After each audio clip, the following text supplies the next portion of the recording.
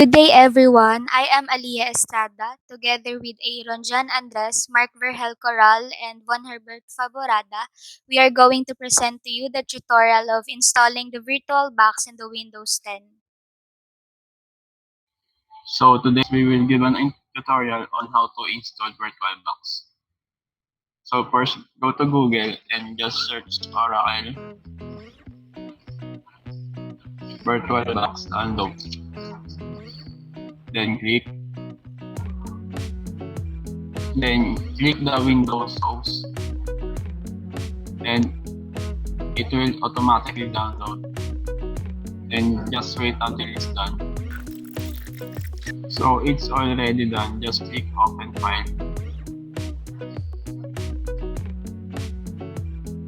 Then run.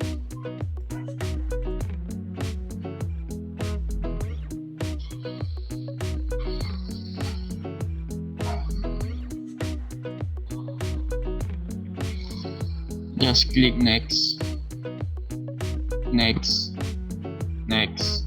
then yes, then install.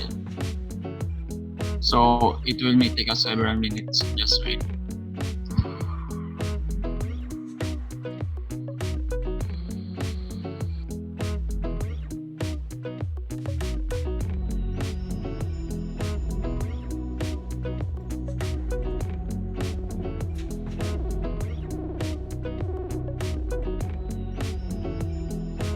Just click yes.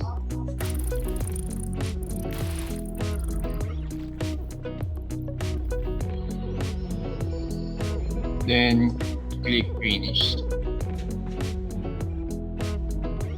So the VirtualBox is already installed. Then my other groupmates will make a tutorial on how to install Windows 10 on VirtualBox. Click on Tools, then the checkbox type icon, and click New.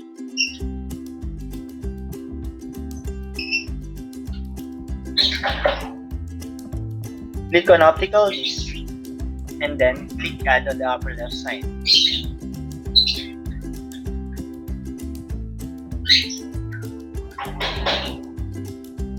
Browse for your downloaded ISO file from Windows 10. Click on Machine, then click New.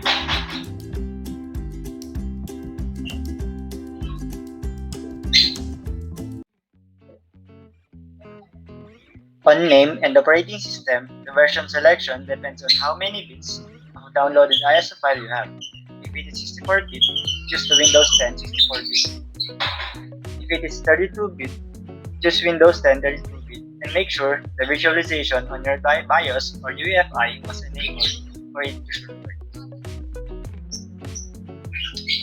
Choose your desired memory size to be allocated to your virtual machine. Choose on Create a Virtual Hard Disk Now and click Next. Then choose VDI. Choose Dynamically Allocated.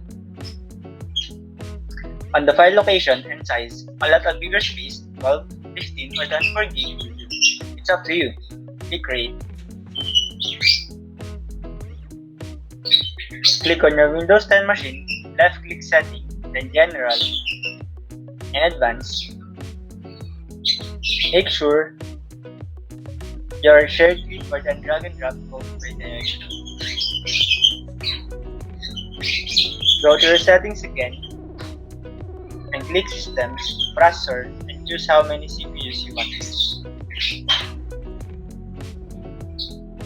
Go to Settings, Storage, then empty to see the icon, then choose your ISO file, click OK, and click Start.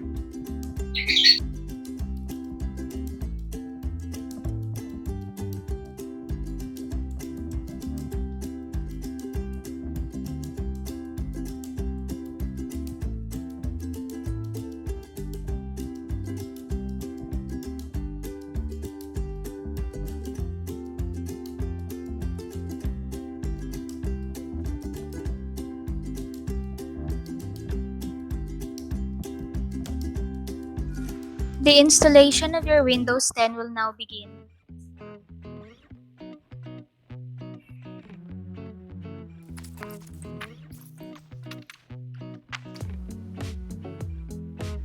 Choose your preferred language before clicking Next.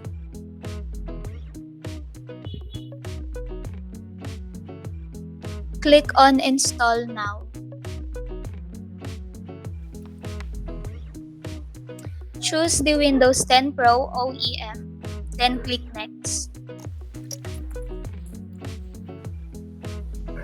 Read and accept on terms and click Next and choose Custom Type of Installation.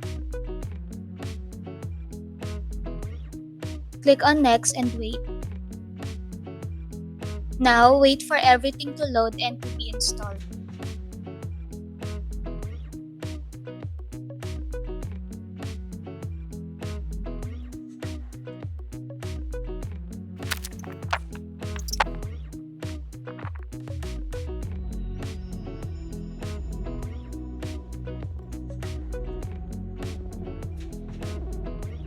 Setting up will now start. Always remember that the choices on your setup will depend on you and your preferences. We will be choosing US as the keyboard of our layout and skip the option for another keyboard layout. On this part, we will be choosing setup for personal use, but it depends on you, and click on Next.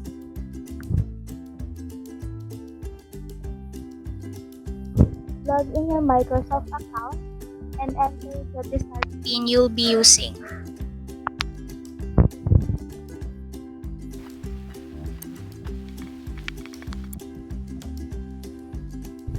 On the privacy settings, choose only what you will be needing before clicking on Accept.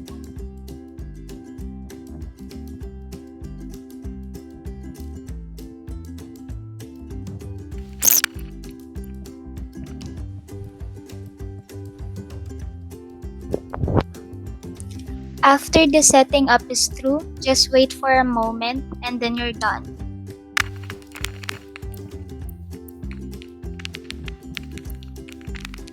And that's how you install Windows 10 using VirtualBox.